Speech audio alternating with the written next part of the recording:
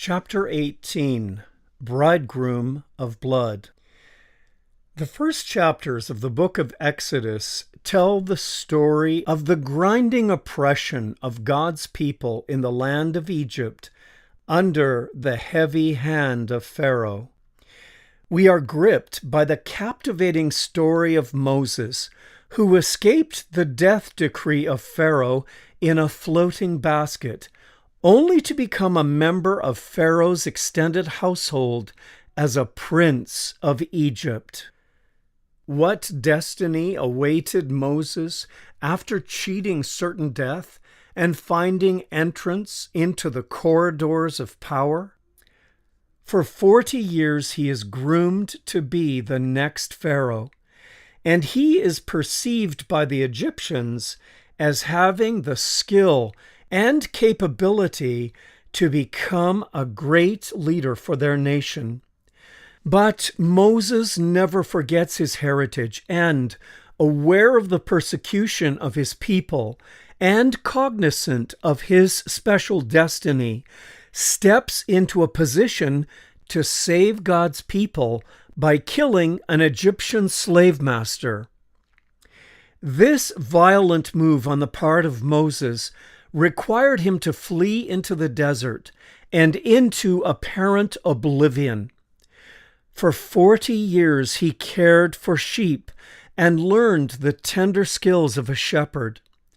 It took a long time for the violent principles in which he had been schooled to be subdued. Then God calls him back to Egypt to deliver his people. But Moses has lost all confidence in his own abilities. God eventually persuades him, telling him that his brother Aaron can help him. And at 80 years old, Moses is finally prepared to do what God has called him to do. As Moses makes his way to Egypt, we come across a very strange event. On the way to Egypt, at a place where Moses and his family had stopped for the night, the Lord confronted him and was about to kill him. But Moses' wife, Zipporah, took a flint knife and circumcised her son. She touched his feet with the foreskin and said, "Now you are a bridegroom of blood to me." When she said a bridegroom of blood, she was referring to the circumcision. After that, the Lord left him alone. Exodus 4:24-26. What? Just as Moses is about to begin the work God told him to do, God confronts him with the intent to kill him? This fact alone appears to be contradictory. A few verses earlier, God tells Moses about the miracles he will do in Egypt and how Pharaoh is going to respond. Did God suddenly change his mind and turn his back on 80 years of preparation and just kill him there in the desert? Does this fail the family test? Was God going to kill Zipporah's husband and leave her children fatherless? The puzzlement only deepens as the story continues. Zipporah, the wife of Moses, suddenly springs to action, circumcises their son, and throws the foreskin at the feet of Moses and calls him a bridegroom of blood. Then, when the circumcision is complete, God drops his intent to kill Moses. What on earth is this all about? Apparently, Zipporah didn't want to have her son circumcised according to the law of Israel. Is Moses to die for having delayed in performing this rite? To the candid reader, God appears to be very petty about this issue. It doesn't make him look stable. Apparently, God would break up a family, leave a woman husbandless and her children fatherless, just to ensure Moses circumcises his son? At another level, it sounds like Do what I tell you, or I will kill you." Did Jesus ever say that to anyone? There is no record of him ever saying this. So, this story easily fails the gospel character test. When we see this test violated, it means that the mirror principle is operating. Our natural way of reading this passage shows something in humanity that is being projected onto God. We need to step back in history to look at the context for where circumcision began for Israel. "And God said to Abraham, 'As for you, you shall keep my covenant, you and your descendants after you throughout their generations. This is my covenant which you shall keep between me and you and your descendants after you. Every male child among you shall be circumcised, and you shall be circumcised in the flesh of your foreskins, and it shall be a sign of the covenant between me and you. He who is 8 days old among you shall be circumcised, every male child in your generations. He who is born in your house or bought with money from any foreigner who is not your descendant. He who is born in your house and he who is bought with your money must be circumcised. And my covenant shall be in your flesh for an everlasting covenant.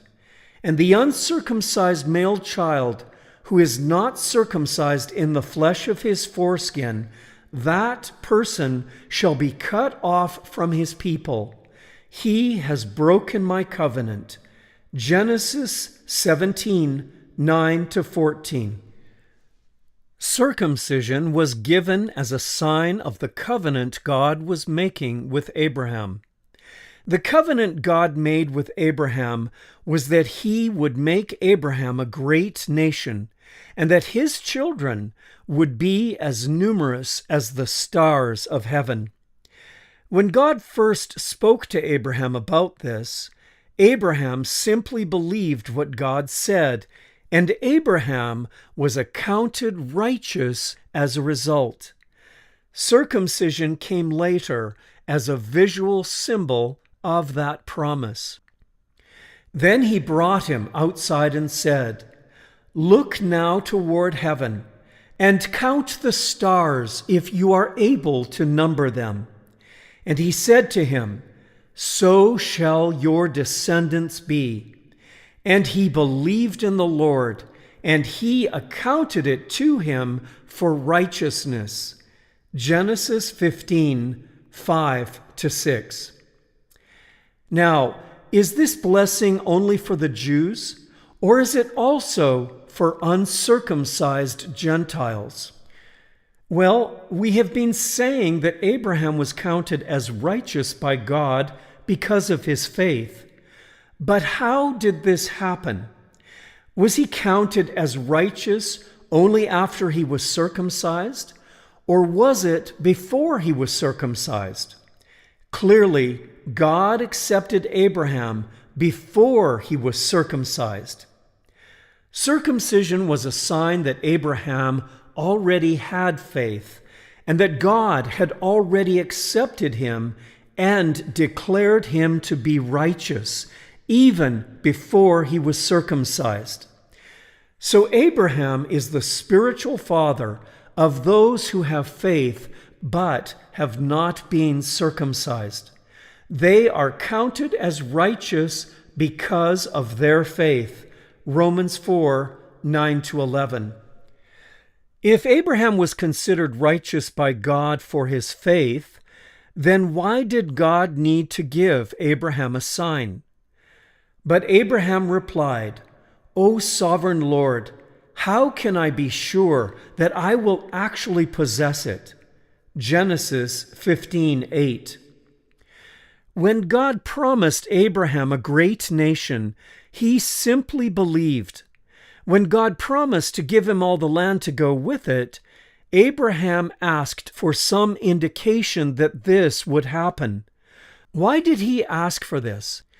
Because he didn't have the faith to believe God would do it without some sign first. We notice what Jesus says about asking for signs regarding things God has already promised. A wicked and adulterous generation seeks after a sign. Matthew 16:4. We need to step through this carefully. In giving the sign to Abraham, God is helping Abraham transition from unbelief to belief. So although it was a sign of the faith of Abraham, the need for that sign revealed the original unbelief that Abraham had. Unbelief is enmity towards God. It suggests that God can't or won't keep his word, which is an attack on his character. And this is the reason why Paul makes the following statements. For it makes no difference whether or not a man has been circumcised. The important thing is to keep God's commandments. 1 Corinthians 7:19. In fact, uncircumcised Gentiles who keep God's law will condemn you Jews who are circumcised and possess God's law, but don't obey it. For you are not a true Jew just because you were born of Jewish parents, or because you have gone through the ceremony of circumcision. Romans 2:27-28. In this context, if we apply the two-covenant rule, God gave circumcision to Abraham as a ministration of death. His unbelief made this sign necessary. But God would use the sign to bring him into the new covenant and make it a sign of faith and righteousness and acceptance, rather than a sign of unbelief. The question we need to ask is, why did God choose circumcision as a sign? Abraham's unbelief required it. Therefore, what God brings to Abraham is a deeper revelation of what is in Abraham's heart. When we study the origins of circumcision, we discover something very interesting. Quote, 6th Dynasty, 2345 to 2181 BCE, tomb artwork in Egypt has been thought to be the oldest documentary evidence of circumcision, the most ancient depiction being a bas-relief from the necropolis at Saqqara, 2400 BCE. In the oldest written account by an Egyptian named Yuha in the 23rd century BCE, he describes a mass circumcision and boasts of his ability to stoically endure the pain. Quote, when I was circumcised, together with 120 men, there was none thereof who hit out, there was none thereof who was hit, and there was none thereof who scratched, and there was none thereof who was scratched. End quote. Circumcision is first documented in Egypt and came into practice just before the time of Abraham. Circumcision was practiced in Egypt at the time of puberty. What is fascinating is that Ishmael's mother, Hagar, was Egyptian. And when God asked Abraham to take the sign of circumcision into his family, his son Ishmael was 13 years old, being around the age of puberty. As an Egyptian, Hagar would have been very familiar with circumcision and may have requested Abraham for her son to be circumcised at puberty like it was done in Egypt. Abraham was 99 years old when he was circumcised, and Ishmael, his son, was 13. Both Abraham and his son Ishmael were circumcised on that same day. Genesis 17:24-26. Immediately after God gave to Abraham the sign of circumcision, he once again promises to give Abraham a son through Sarah. Abraham is now almost 100 years old, and Sarah is well beyond the normal age to bear children. When God gives the promise, the unbelief in Abraham is revealed. Then God said to Abraham, "Regarding Sarai, your wife, her name will no longer be Sarai. From now on, her name will be Sarah, and I will bless her and give you a son from her. Yes, I will bless her richly, and she will become the mother of many nations. Kings of nations will be among her descendants." Then Abraham bowed down to the ground, but he laughed to himself in disbelief. "How could I become a father at the age of 100, he thought. And how can Sarah have a baby when she is 90 years old? So Abraham said to God, "May Ishmael live under your special blessing." Genesis 17:15-18. So we see that Abraham did not believe God's word. Instead, he wanted God to accept his own works in producing Ishmael. God's commandment for circumcision appears to confirm Abraham's desire for Ishmael to be the promised seed. Ishmael had reached the age of puberty, and according to Egyptian custom, he was to be prepared for manhood through this rite of passage. God speaks to Abraham the thoughts that he is thinking, just like God did with Adam in saying, "The man has become as one of us, to know good and evil." Circumcision comes from Abraham, possibly through Hagar. God magnifies Abraham's unbelief through a ministration of death and transforms the process into a sign of faith. What could be more aptly labeled a ministration of death than a grown man having to take a knife to his penis and cut part of it off? Circumcision for the Egyptians was a sign of manhood, strength, and the ability to endure great pain without complaining. It was a sacrifice of blood that served to unite the Egyptians as brethren. In the heart of man, we see the need for pain, blood, and death in order to believe God. Here we see a symbol of the cross once again.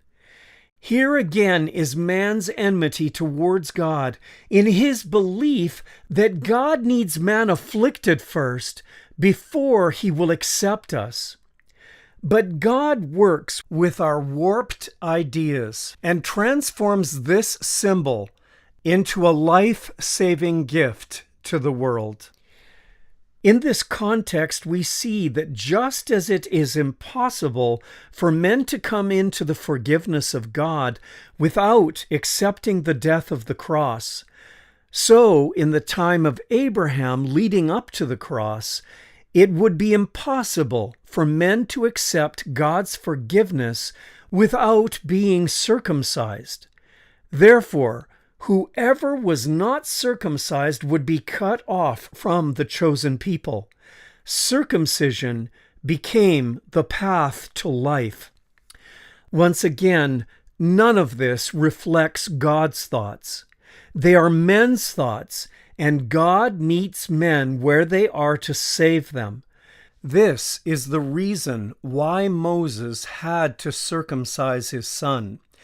Within his heritage, to not do this would bring disaster, and the frown of God would be hanging over any Israelite who did not circumcise their sons. Due to the fact that Zipporah pled with Moses not to circumcise their son, Moses delayed what his forefathers had done for generations. In his mind was a growing fear and condemnation of himself, that because he had not done what God required, that he might be killed. In order to help Moses overcome this fear, the Lord confronts him with the very thoughts Moses has that he is not fully aware of. God appears in the very way that Moses imagines. God causes the sin of Moses to abound in order that grace might much more abound. Once Zipporah had circumcised their son, Moses was released from his fear that God might kill him, and so he was safe to go to Egypt and do the Lord's work. How patient is our Father in heaven with us! He stoops to meet us in our strange pagan ideas, reconciling our dilemmas that we might further believe in His love and protection. Let us summarize our tools used in this story. I have a table.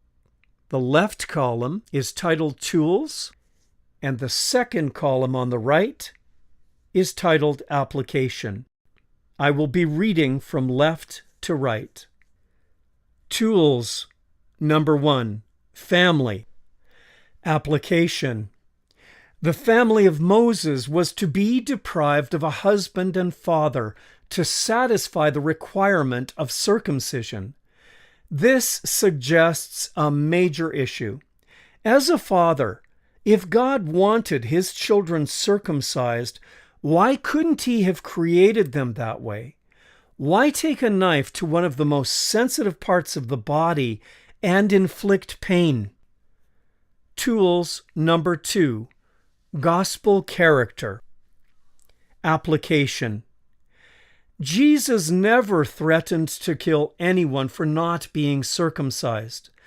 The ministry of Jesus resulted in circumcision becoming redundant. Tools. Number 3. Enmity. Application.